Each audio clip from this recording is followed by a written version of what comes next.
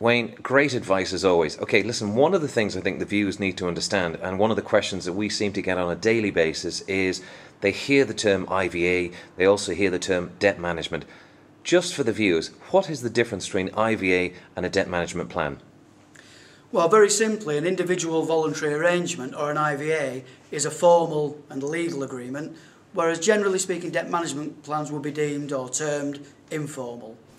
An individual voluntary arrangement is a legal agreement that runs usually over 5 years. It has to be administered by an insolvency practitioner, but it's not a bankruptcy.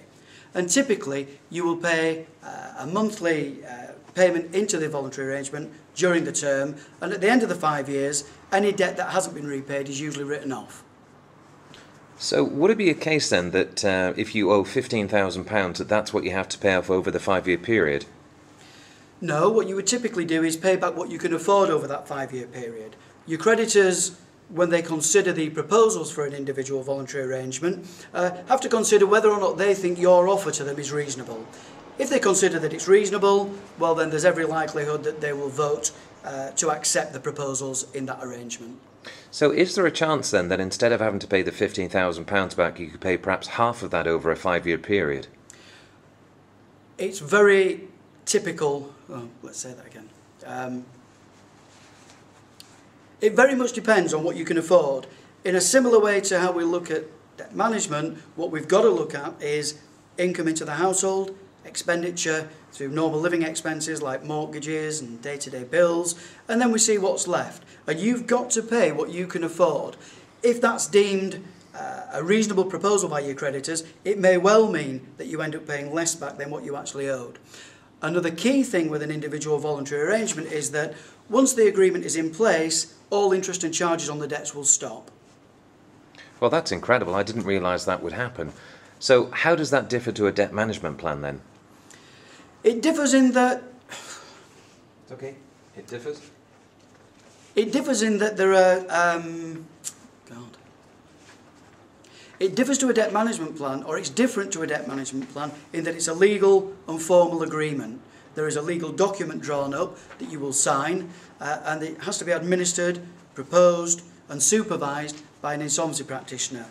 With a debt management plan, that's a more informal agreement where typically somebody like Debts.tv will act on your behalf in dealing with the creditors, putting together an informal arrangement.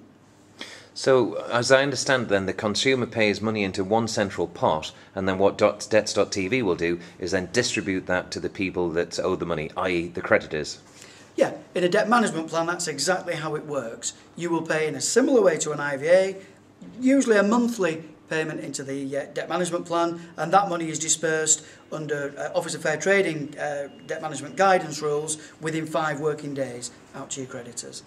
So, as an example then, it might be that I owe 4 credit cards, I owe an unsecured loan, and maybe 2 or 3 other creditors. So a consumer would pay the money to Debts.tv, and then what you would do is pay on my behalf to all of the creditors. That's exactly how it works. You pay in, and we pay out on a fair share or pro rata basis out to your creditors, usually within 5 working days of receipt.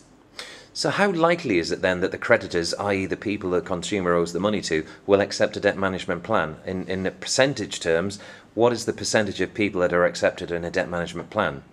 In the current climate, I would say the vast majority, in excess of 90% of plans that are proposed are accepted by creditors where it's a debt management plan.